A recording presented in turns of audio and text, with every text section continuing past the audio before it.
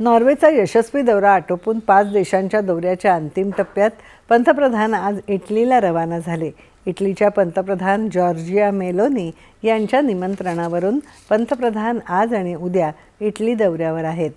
या दौऱ्यादरम्यान पंतप्रधान मोदी इटलीचे राष्ट्राध्यक्ष सर्जिओ मॅटारेला यांची भेट घेतील आणि पंतप्रधान जॉर्जिया मेलोनी यांच्याशी चर्चा करतील.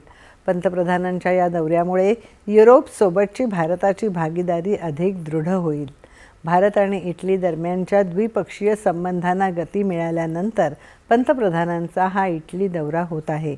उभय देश संयुक्त धोरणात्मक कृती योजना 2025 ते 2029ची सक्रियपणे अंमलबजावणी करत आहेत.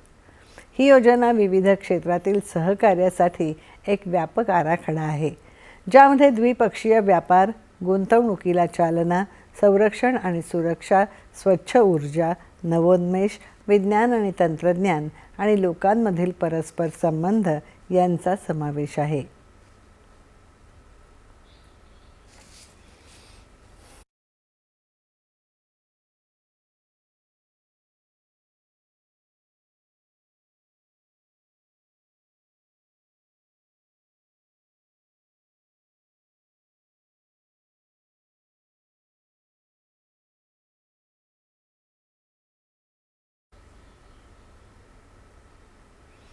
व्हिएतनामच्या दौऱ्यावर असलेल्या संरक्षण